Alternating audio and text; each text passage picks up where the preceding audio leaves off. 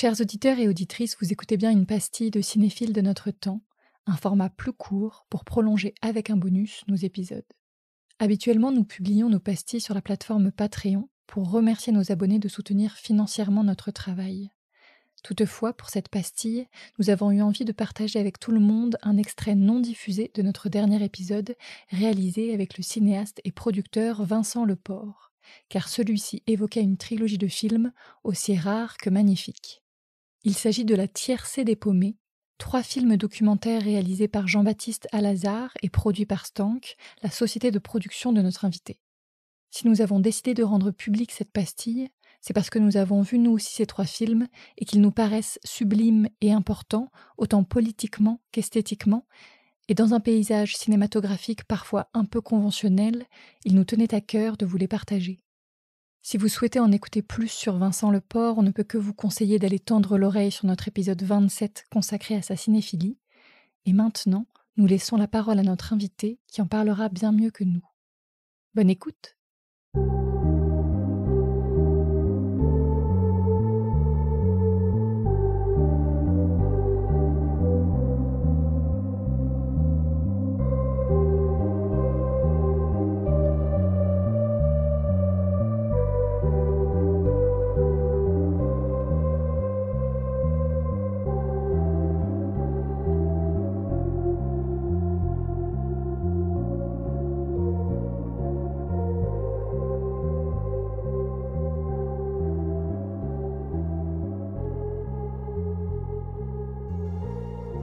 Tu parles de filmer, de vouloir en tout cas filmer un collectif qui essaye de trouver une autre manière de vivre plus joyeuse.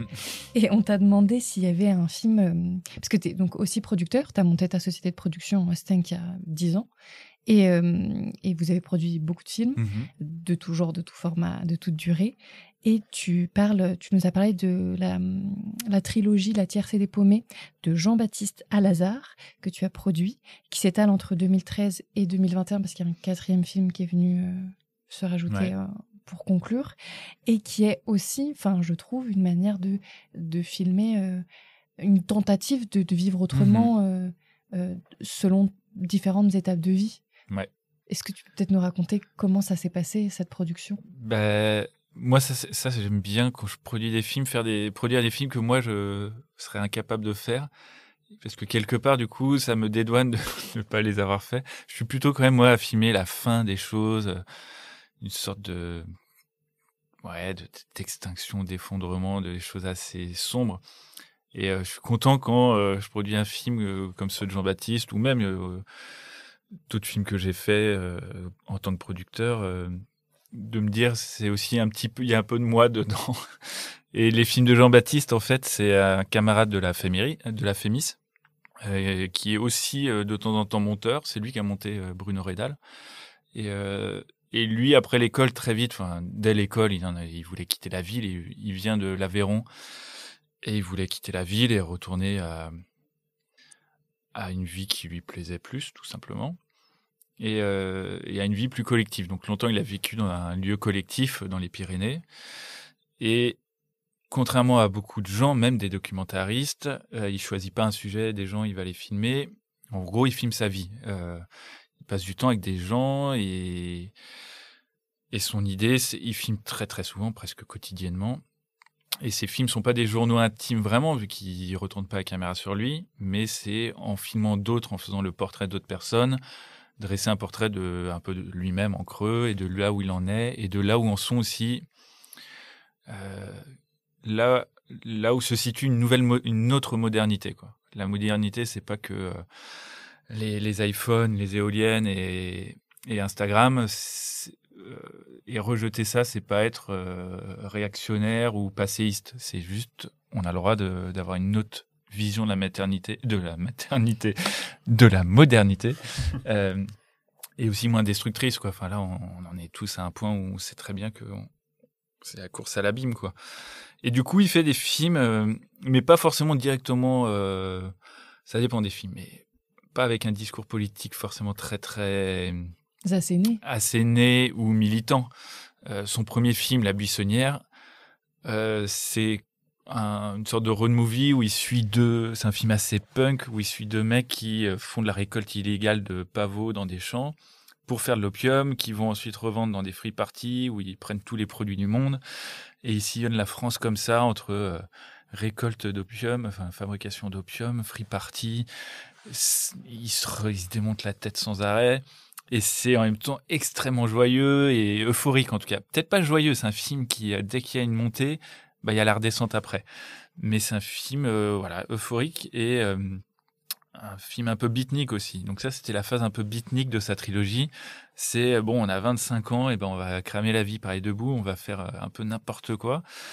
Et du coup, même formellement, c'est un film complètement d'une virtuosité assez dingue et d'une liberté folle. Je crois qu'il n'y a pas un plan où il y a la bulle, comme on dit. Tous les plans sont décadrés, ou flous, ou avec des surimpes, ou avec des accélérés.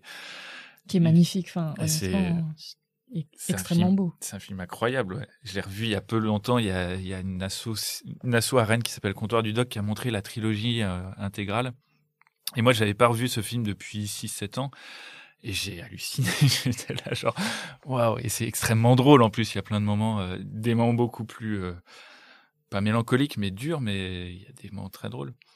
Et donc ça, il a fait ça et ensuite, en fait un film en amène l'autre et ensuite il va filmer, il rencontre par des amis communs, Djorka Medvedciki, qui est un ancien cinéaste des années 60-70, qui avait émigré de Hongrie après la guerre et qui avait fait 3-4 films dans les années 60-70, qui était un peu réputé. Bah, il tournait avec des stars, Bernadette Lafont, Jean-Pierre Léaud. Et il était un peu à l'avant-garde de fin années 60, début 70. Et c'est un homme qui, du jour au lendemain, pas du jour au lendemain, mais presque, a tourné le dos à tout ça, à Paris, au cinéma, au milieu culturel, et qui est parti vivre un peu en ermite dans les Cévennes, qui a construit sa cabane, et qui même s'est dit l'art ne sert à rien et même l'art est un mensonge, l'art est dangereux, l'art est faux quoi.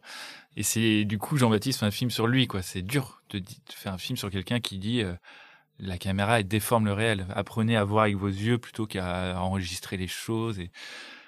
Et alors après c'est pas parole d'évangile, en fait c'est une figure Djorka que Jean-Baptiste filme ensuite pendant 2-3 ans, qui sert un peu de grand prophète comme ça en haut de sa montagne. Entre Jésus, Diogène et puis un peu Jean-Marie Massou du Plein Pays aussi, et qui des fois dit des choses extrêmement belles, extrêmement vraies, extrêmement fortes, et des fois, moi par exemple, je suis pas toujours en accord du tout avec ce qu'il dit, mais c'est pas grave parce qu'en fait son enseignement est plutôt dans comment il vit quoi. Et c'est un homme de 85 ans qui a son potager, ses cabanes, et qui vit très très chichement. Enfin, à la fin du film, c'est très beau. Il reçoit un courrier, il dit j'ai 1,79 € sur mon compte. Eh ben, rien à foutre. J'aime beaucoup. C'est un beau personnage, quoi. C'est une belle personne, je veux dire. Et il le filme. Et là, c'est un film beaucoup plus pas impressionniste, mais c'est un film en 10 chapitres, beaucoup plus éclaté, où là, la charge politique est un peu plus affirmée. Il va filmer à Notre-Dame-des-Landes. Il filme des lieux collectifs dans le sud-ouest de la France. Et en gros, il y a un côté portrait de Djorka et comment cette parole peut trouver un écho avec des luttes ou des fêtes même actuelles. Et c'est un moment avec des moments de grâce, pareil. Il a un côté très virtuose, Jean-Baptiste, quoi, des fois, jusqu'à des fois un certain romantisme, moi, que des fois je lui reproche, mais c'est pas grave. Et voilà, c'est un film qui fait au quotidien, quoi, avec très peu d'argent, beaucoup de temps, et qui se fait avec des tournages très longs, beaucoup d'allers-retours. C'est pas, il va quelque part, il filme, il repart, quoi. Il vit avec les gens qui filment. Et il conclut sa trilogie, La Tierce des Paumés, avec L'Âge d'Or, où là, au fil des saisons, il filme un couple de vignerons qui font du vin et qui font de la musique dans une ancienne bergerie sans eau courante ni électricité. Et là, c'est un peu un film d'amour, quoi. C'est un film extrêmement épuré. Dans les autres films, il y a plus d'événements, plus d'actions, on change plus de décors. Là, c'est une sorte de huis clos à ciel ouvert, quoi, dans les Corbières, et on suit au fil de 4-5 saisons, à vrai dire, la vie quotidienne, paysanne de ce couple. Et c'est un film plus romantique au sens c'est un film de romance, d'amour. Et c'est un film très beau aussi qui qui pour moi ramène à une sorte d'essence du cinéma aussi, quelque chose de très primitif, quoi. C'est très peu de dialogue, très peu de situations, juste on va capter les choses, le monde. Et moi j'aime bien l'accompagner parce que déjà en tant que producteur, il est très autonome, quoi. Il filme, il fait le son tout seul, il a pas d'équipe. Il filme comme on fait un journal intime. Ses références, c'est Chris Marker, Jonas Mekas et